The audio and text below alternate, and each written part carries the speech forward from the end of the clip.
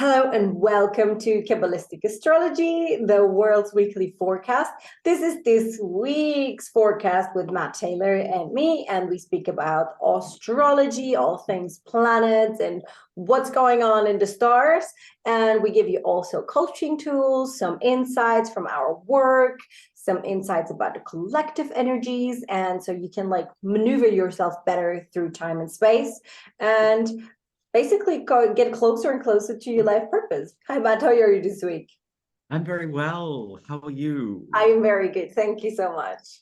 That's good. Yes, I'm feeling a little smoother in the energies, a little like, I don't know, a little like things are moving or things are going or something. I don't feel so heavy like I did with Capricorn and really going in and seeing all this heaviness and darkness and stuff like that. It's so funny. I have many clients of mine that were suffering greatly in this Capricorn season.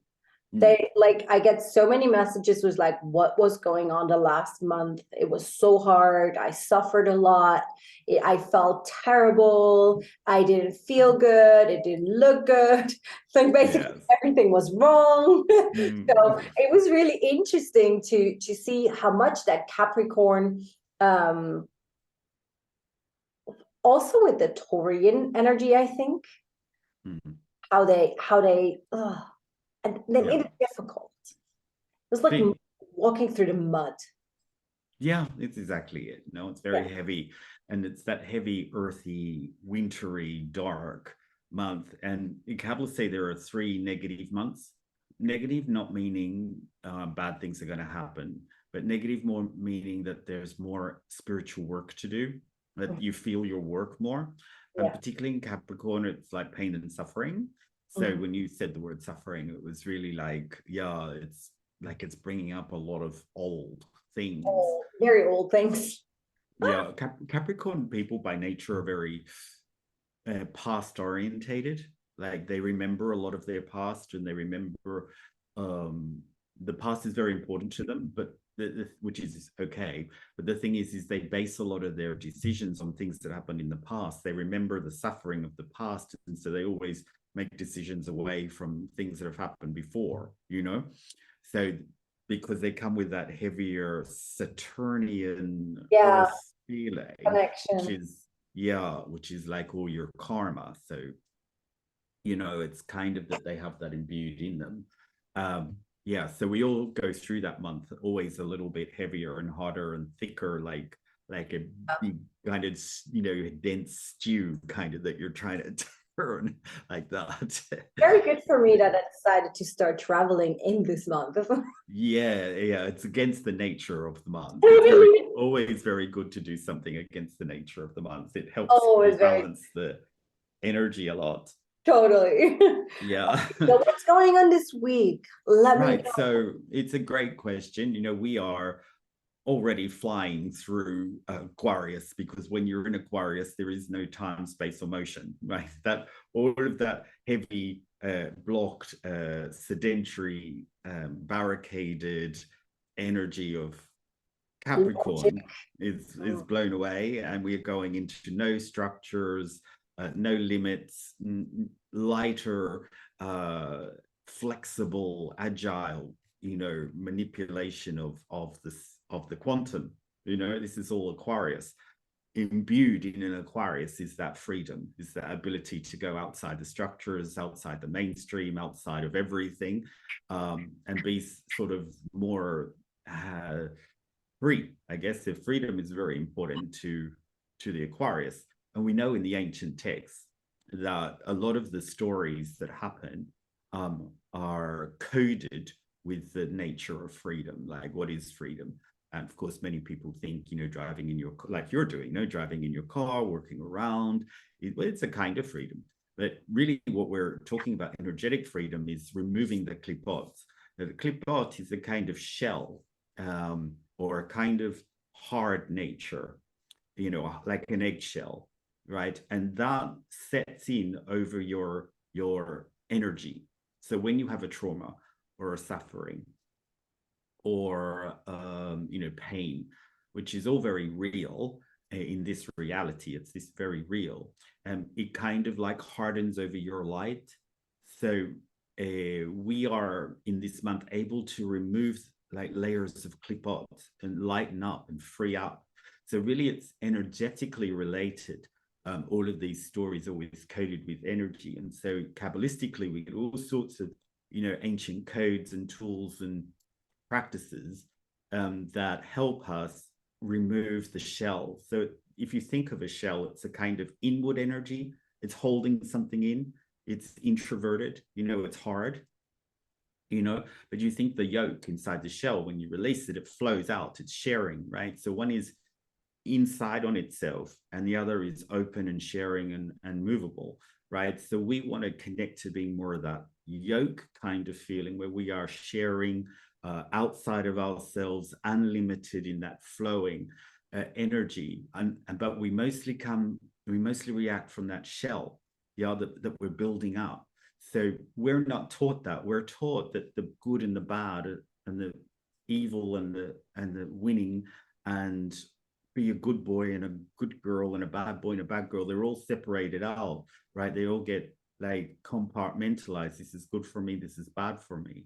And so we separate them, and that happens in the brain. Now, if the brain was doing its job perfectly, we would all have a good life, right? Because it's separating out the good.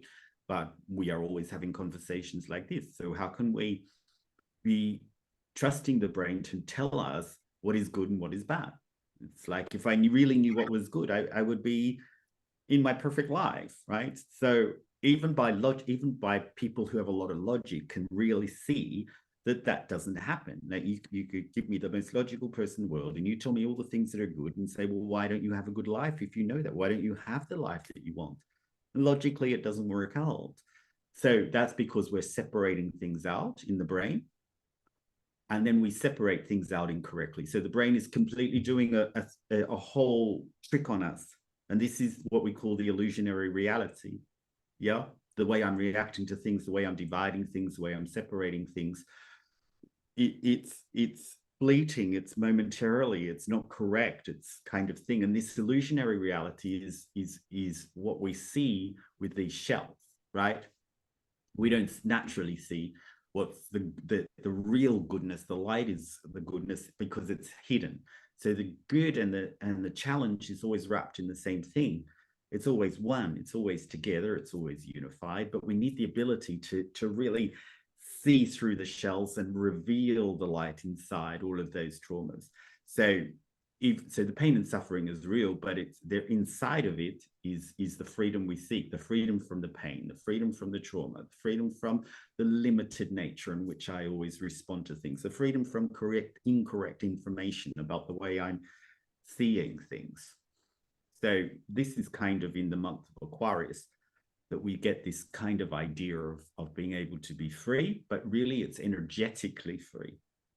I think it's really interesting, especially because you could also explain that with what you learn in psychology, with the conscious and the subconscious landscape, the conscious and the subconscious mind, and how the subconscious mind is predominantly deciding on how you react, what you do, what patterns you have, and not the conscious mind. So consciously, you can be the one wanting to have a perfect life and the perfect relationship and all of that, but subconsciously, your programming is different. So what's really interesting, for example, if you were yelled at as a child in your childhood from your parents, and so this is what you connect to love, to be loved. This is how you learned to be loved. You for sure will have a partner that yells at you. So, but consciously you say, I don't want to be with anyone that is loud or that is yelling, but subconsciously your programming is the only way that I know how to be loved is by being yelled at. Or like, this is what trauma does. It creates patterns. Your trauma that you and your ancestors as well have experienced in this physical body creates behavior patterns and creates thought patterns. And these are blind. So these are in the klipot. These are this is basically the shell, the blind subconscious behavior patterns and belief systems. And so what you can reveal and remove in this month greatly easily is these subconscious belief patterns, and they're shown to you. Like, now the question is, are you able to see them? Are you willing to look in the mirror? That's the question. Because especially when you're very triggered, that means you're very emotional, you're not like your best self. And then it's very difficult to understand, okay, wait a second, I'm emotional, that means I'm triggered. That in the following logic means there's something that wants to be seen from at some point earlier. Like, is it your life? Is it the life of your grandfather, grandfather, great-great-grand? We don't know. But something wants to be seen clearly, otherwise you wouldn't be triggered. So whenever you're like negatively, especially triggered, of course, very emotional, very tired, super sad, super like drained, like all these things, they like a lot of people are drained at the moment. Like I know a ton of people that are like, oh my God, I'm so tired. Like that is also a resonance. That's a trigger, right? For something that wants to be seen. So it's that nature of the klipot, like getting more layers, adding more stress and tensions and pains and yes, sufferings to it. Yes. It makes the vibration of the atom lower. You know? Yeah. So you're starting to not be able to respond to things the way you'd like. You're getting humpy, your brain is slower, impatient, you're getting tired, all of those things, because we don't, it's important to be healthy, but we really need to be energetically healthy. And this is the winter months and this period of Capricorn and Aquarius are really digging us into that, so that, but not for the sake of being in pain. Like that's just religion, right? You have to live in pain, or you have to, this is all the separation, you have to live in pain or you're good, right? Kabbalistically, it's both, right? You have to go through the pain in order to reveal the light. So we're very healthy about it. So when we have a pain, we go, oh, I'm so sorry for that, because like if I do the work, I can reveal all of the light that's inside that pain, and take away, and which takes away the pain. So you know what I mean? So when you do that energetic work, and as much as like psychology is great, it's not penetrating into the energetic work. No, of course not. I just wanted to give an exactly. So I think what Nicole's saying is it's giving you a reframing of what's happening, which is really important. Yeah. And then like, because you've got the reframe into a more healthy state, you can do the energetic work easier. Yeah. So like the things like science and psychology are important because they're bridges into the energetic reality. Totally. Like they give you that reframe, they give you that understanding, they give you like kind of the more logic, because we cannot do it ourselves. We're subjective. Yeah. We need someone from the outside, like looking in and saying, have you thought about this? Have you done it this way? What was that really about? And all of that. And you can kind of distill it down to a kind of reframe. And in that, you can then do the energetic work, which cleans off the klipot. So there's always, everybody has their part to play, but the deepest part is really uprooting that klipot, and using like deeper wisdom and, codes and tools and techniques to really uproot it out of the system. I think that the starting point is always wrong with people. The starting point is that I have to live with it, and this is part of life. No, yeah. Right. No, I think there's a general acceptance. Yes. And so when your starting point is incorrect, that's right. When your starting point is incorrect, your end point is going to be incorrect. Yeah. So when your starting point is that I'm supposed to be having it in order to reveal light, that's a whole different starting point to I'm supposed to be having with it and suffering with it all my life. You know what I mean? Totally. And also, it's not, I think the starting point is not wrong or right. I wouldn't even go there. I would say when you believe that you deserve things, or this is who you are, then this is your truth, and it will be like this. Yeah. Your truth, if you believe you cannot transform, if you believe things are how they are, then they will be how they will be. But if you believe you can change things, that you are the creator of your reality, you are the liberator of your soul, and you make yourself more free or less free, then this will be true as well. So whatever you subscribe to is true. So that's the only thing that I wanted to add to that, because I think like you can go and say, this is who I am. I have someone very close in my family that tells me, I had this, I experienced this is who I am. I don't want to do anything about it, even though that person has a trauma therapist very close and it's severe trauma that this person went through. And the person says, this is who I am. I don't want to touch that. And so this is who you are. That's the choice you make. And it is a choice. It is a subscription. It's like when you subscribe to a mobile phone supplier, right? Whatever, if you subscribe to only the country that you live in, only 500 mega data, this is what you get. But if you subscribe to the worldwide and everywhere Wi-Fi thing, then you have more connection. It's very simple. So the question is, what is your subscription model? And this subscriptions, like the details to the subscription model, they are in your subconscious landscape. They are inside of the cloud. So I think that's like, yes. yes. Yeah, that's super good explanation. So yes, I remember when I started like with my journey with like Kabbalistically for maybe I've been doing it for 14 years, easily the first 4 or 5 years, I couldn't get out of the conscious, like I was working on getting out of the consciousness that I was being punished, that I'm bad, you know, and because I had all of these like things to correct, you know, I've been so bad, I've been so correct, and like, so I guess the point here also is that when we get the pain, we it's not really it's the pain that is kind of an issue because we feel it, it's real, it's inside of us. But really the harder part to work through is all of the associations in the movie that we've put with pain, like, oh, I've done something wrong, or I'm a bad person, or why didn't I get out of it, or why couldn't I see it? How could I let this happen to me? I wouldn't do, you know, let a friend get away with this. How did I get myself in this situation?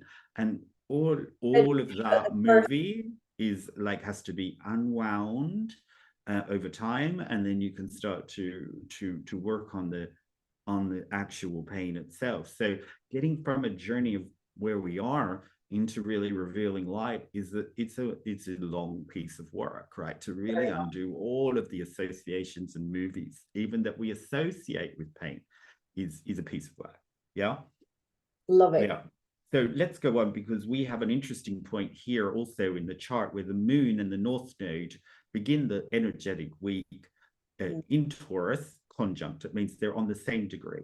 So they're both on 8 degrees Taurus at the beginning of the energetic week. We know that the North Node is a karmic destiny changer. We know that moon has, every planet rules over a number of things, but predominantly the moon rules over the inner self, the home, and the nation. And so here with Taurus North Node, it's really a karmic destiny changer around Taurian things. What are principally Taurian things of value? Yeah. So Taurians who are a little unconscious, they put their value in the material world, and then from what they have, they decide that's how much they're worth. Yeah. So they're continually buying things that are outside of their, often outside of their financial reasoning. Yeah. Because they think in their mind that if I create this very material, high value place, I'm secure, right? That is their beginning consciousness, and they're looking to transform their consciousness, obviously, to what my soul shares, right? What's the value? Who am I as an energetic reality, and what do I share? Not what materially do I take and put in front of me and say, now I'm that value. Yeah. And that's a very difficult piece of work, you know, if you're born into that reality as that sign, because you are always determining yourself on things that aren't stable, and yet you're using it to look for stability and security. So one minute I have it, next minute I don't. This is the illusionary world we live in, right? It's impossible to keep all of the material reality in place, right? So that they're what they're aiming to achieve is completely the opposite to what they really want, because you can't control the material reality. You can't control how much money you have. You can't control how much material things you have. So they often set up their lives, they get it to a point, and when they lose that, whether it's a divorce or change of work or something financially, thing, or they don't feel so good about their body anymore, or, all the material things you can think of, then their own value goes down. So here, at the beginning of this week is looking really at how we value ourselves, how we value ourselves, particularly internally, and then that replicates into, how we share into the world. So when I understand what I have to share, then I understand I have value, right? So this is an essence of this week, that this is really looking at that. Now, in the bigger dimension, the nations are going to go through that this week. They're going to understand, what am I sharing into the world? Because we are in such an economic free fall of up and downness, right? Uranus in Taurus is making the whole financial stability unstable. It's the high-tech things are now getting rid of people and their shares are falling, right? Oligarchs overnight lost access to many of their income. All sorts of things that are financially, you can't depend on, right? There's Uranus in Taurus. So we have to it's forcing us to find our value from internally about what we share out into the world. And so this week will have that essence of am I of any value? What is my value? I've got no value because this happened or that happened or this happened, right? And so that is kind of the work that we will see about how we value ourselves. So watch for in the news, things particularly around the financial markets, because it's a reflection of how stable we can remain during times of instability. And this is a theme while Uranus is in Taurus and the North Node is in Taurus. The moon there really saying, are you on your internal, in your real essence, really able to hold your value during great times of pain and suffering? Relationship that breaks up or a relationship that starts can be a pain and suffering. Changing a job, whatever is bringing you up pain and suffering in this moment, are you deciding that devalues you? So that's another layer to that, because as we go to pain and suffering, we think we're worthless, right? We think we're nothing, or we avoid it because we don't feel strong enough in order to really go through the work. So we don't have the esteem, the self-value to say, I can do it, I can transform it. So there is another pain that is coming up this week. And it's certainly, in this Aquarius, what we want to do is have the understanding that anything is possible. That is what Aquarian energy is. Anything is possible, anything you can break through. So the Aquarian energy is really coming in to say, you can do it. And those are the two voices in our head this week. I feel also like if someone is single and feels because they don't have a relationship, they're not of value, or someone has currently no job and they think they're not of value. Like, also, whether you have something or you don't have something, it's the same game that can be played. And I think for me personally, a great support when such thoughts, such patterns come up, is to be very graceful with this part of me that is still in the old paradigm judging of things. So I'm, for example, single, and I wish I had a husband and could be in a relationship. And most of the times I do understand why things are how they are. And sometimes it's coming up it's very subtle in the meantime. Like back in the days, it was huge. I was ashamed, embarrassed that I was single, right? But now it's more like, when will it eventually, when will something come up again? Like, when will someone step into my life again? Like, will that ever come again? Will I live a life as a nun, basically?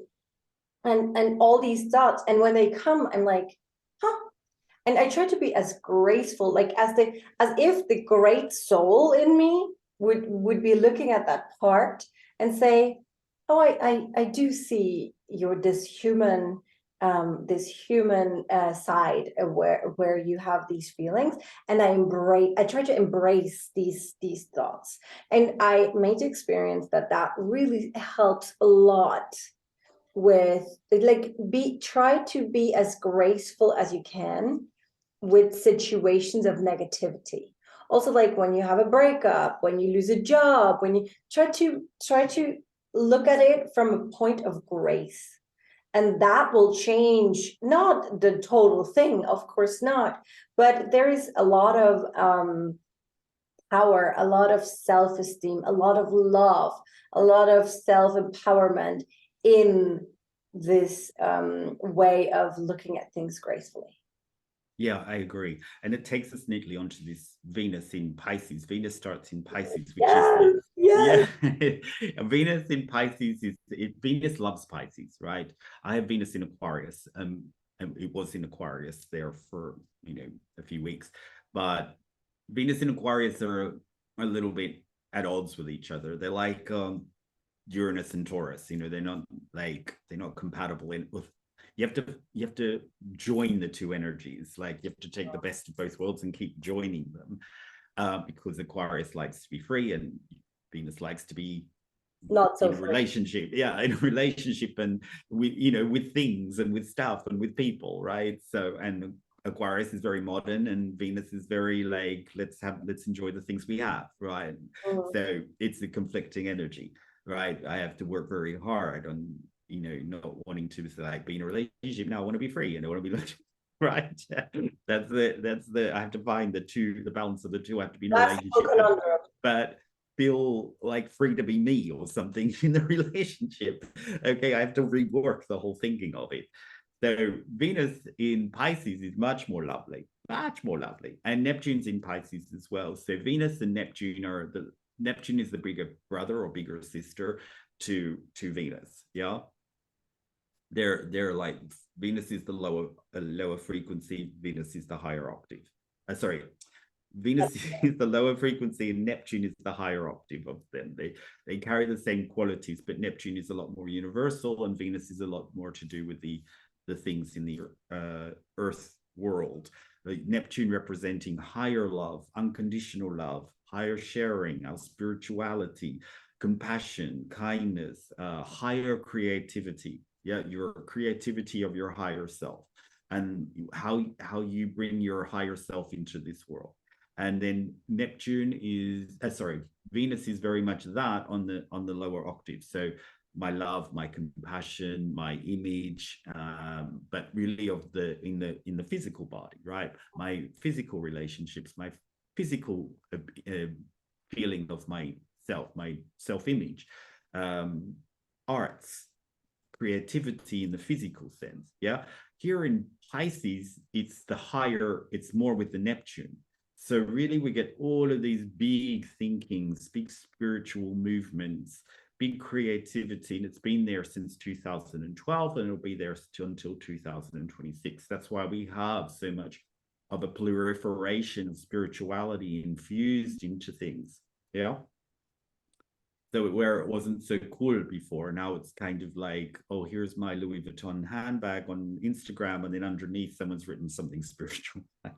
So, I mean, at least it's there. Could be me. At least it's there. No, It could be me. I do all of it. Like, I do the Louis Vuitton, but then I also do the that's right. This is like bringing those two worlds together. Yes. This energy, right? That I'm bringing my higher self into this and creating my higher self in this physical world. But we don't do that. As I said before, we take the physical world and let that determine how I feel about myself on the higher vibration. We do it completely upside down, right? So this is a real week into us being the cause of our reality, right? We are the drivers of our reality, yeah? So if I create myself from my higher self, from my GPS system of what I want to share, how I want to bring kindness and compassion and greater creativity from my soul into the world, then I create that reality. But when most of the time we're choosing objects and people in order to make me feel better. Yeah. And that is very, That's me just being an effect. It's me being a victim. It's me being a consequence of what's happening outside of me. And that is the lowest vibrational part of living, because it drives us into doubts. What if that person doesn't like me anymore? What if I can't have that thing anymore? All of those things keep us in a doubt-ridden life, right? So here we really need this week to really be focusing on our spiritual value, our energetic value, right? Knowing that every single one of us has our own spark of light, and that each one of us, what we have to share is different to what everybody else has to share. So we have a value. We are coming into this world for a reason, to share things, to impart things, to expand things, to help people, to, you know, and that is what life then generates: a light in our reality, a happiness in our reality. And that happiness takes us into the abundant reality. Yeah. And so we really need to be on that level of thinking this week. Lovely. Harder said than done, but that's the idea. Easy. Easy. It's going to be easy to do. Many of our listeners already are on that path since a long time, to have a deeper experience of the understanding that you create your reality, and that not the outside. Like, fake it till you make it, yes, but only to a certain extent. And that I think that's, for the people that listen to this podcast, that's pretty normal way of going with things. I think what I wanted to add to that Venus in Pisces moment that we have is, we speak a lot about prosperity and abundance, especially in this 2023, because it's a 7-year, and this is the year of prosperity and abundance. And I think in order to understand like how prosperity and abundance works, like from the metaphysic into the physical level, I think a lot of that has to do with your values.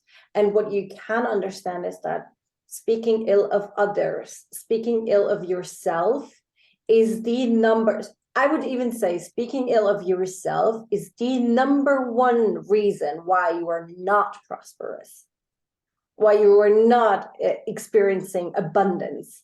Because like this negative self-talk, the negative talk about others, and like doing ill to others, of course, that as well. But like these three things, if you manage to restrict on negative thoughts and negative speak about yourself, like negative thoughts don't go like away just like that, because it's a subconscious landscape thing. But you have negative thoughts about yourself, just don't let them out. Rather say nothing for 24 hours than say one bad thing about yourself or anyone else. If you manage to do that, your prosperity will automatically increase. And through the increase of your prosperity, you will have better energetic vibration. And through that, you will attract different type of prosperous situations, like some nice get-togethers, some spiritual insights, whatever it is. Then like prosperity exists in many different ways. So, and yeah, that's what I wanted to say about that. Yeah, it's great. No, it's because of this Taurus and finishing Capricorn and Venus in Pisces, we're having a real rethink about what our true value is and abundance is and where we generate it from. So it's great. And just one more thing to add on that is that Jupiter is coming conjunct with Juno, and Juno is the spouse, and Jupiter is the husband, if you like. Right? It's not really the gender, but the couple, right? One with the more masculine energy, one with more feminine energy, right? And they were a couple in Greek, in mythology, right? Yes. So they are coming conjunct, and Venus in Pisces gives you the relationships that we are. When it goes there, I always get a feeling it's like past life. So people, if you meet someone or if you go dating during these next 3-4 weeks, maybe a bit longer, but about 3 or 4 weeks. If you, whoever you're meeting that's new or coming into your life, it's probably a soulmate from past life. And I don't mean soulmate only intimate. I mean soulmate as in someone you're doing this trajectory with, this kind of experience with. Yeah. So I would, if you are single, I would go out and make a bit of an effort over the next 3 or 4 weeks. If you are looking to expand your social circles, if you are looking to meet new friends, be open to letting new people in, because these people that are coming in, you will feel like over the next 3 or 4 weeks, you feel like you have a click. You feel like you know them. You feel like there's no barrier there. And it's like, this is a great opportunity to let people in. Now, of course, if you're a low value person, you don't think very highly of yourself, and you're in a moment of pain and suffering and that, you are blocked. Right? So it's possible, though, to have those, to do that spiritual work and to let people in. So it's a paradox, right? It's a paradox, because like when you are busy with yourself and only thinking about all your problems and issues, you are only looking inwards. But it's possible to have those things and exist in an open way to let new people in. And I think it's a good option during the next 3 or 4 weeks, just to really notice who are the new people dropping in, or even if there are people that are already in your life but are very close to you, they're always calling or they're checking in on you. These are these are the higher dimensional souls that are coming with you into this reality. Yeah, I couldn't agree.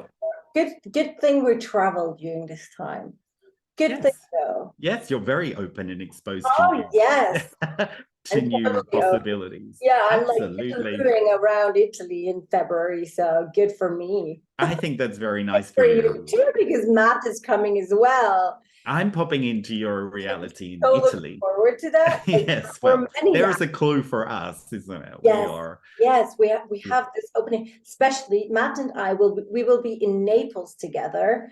And the good thing about Naples, I would think Naples is very Venusian, no? Oh, because it's with the food and with I mean, the history of it is so like, it was all that old Italian, like, well, it was where the old capital wasn't it, when all the kind of abundant stuff and the way that the emperors ruled a lot from that area. And the margarita is the most famous pizza, and it's from Naples. Because she was is there. Yes, and lots of art. Yes, lots of art, also there's like one of the coolest, there's a pot designer that does Japanese bonsai pots in Naples itself. Wow. And he has this beautiful Japanese garden. It's like super Venusian, and I will be Yes, we should do that. Yes, Florence. And where will I be as well? In Rome. And so we will have like this connection. I will go to the opera for my first time in Florence. So there's many. Have you not been to an opera? Have you not been to an opera before? And you know what? How can you not be to an opera? I got it as a Christmas gift. Someone gave it to me as a Christmas gift that I could go to an opera and bring someone.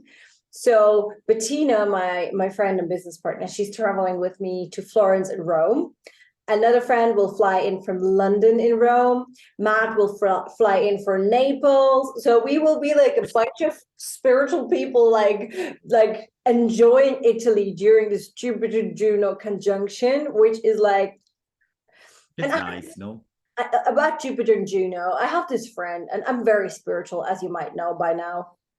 And it's very interesting. I have this friend, she's I was visiting her a couple of months ago, and we were like in a restaurant or somewhere on the road, and she's like, oh my God, that's a cute guy.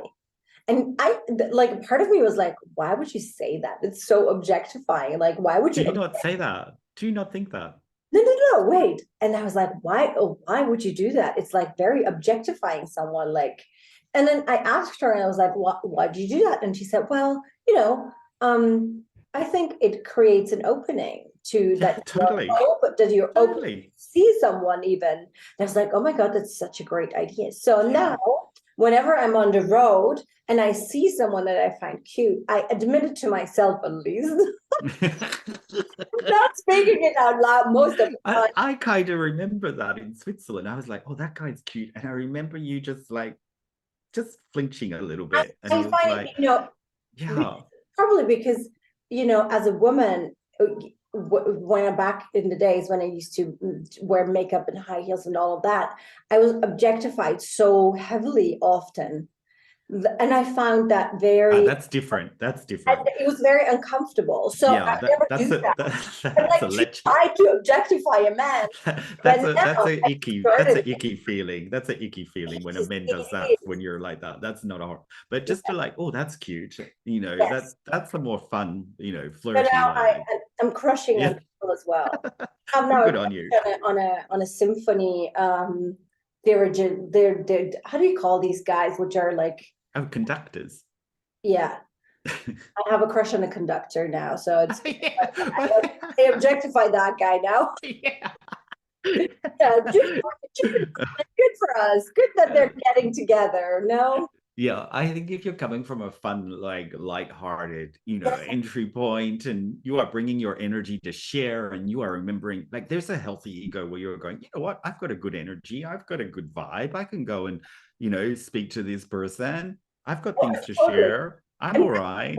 And I think that's kind of sassy. Yeah. Yeah. Yeah. But when you're coming in, you're kind of going, well, she's a bit of a hottie. No. It's just like, no. So enjoy it. Like La Vita è Bella. I wrote in my goals for February. I wrote down in December, I will be traveling with friends which fly in from all over the world. And I wrote down, what's the sentence, what they say about Italy? Wait.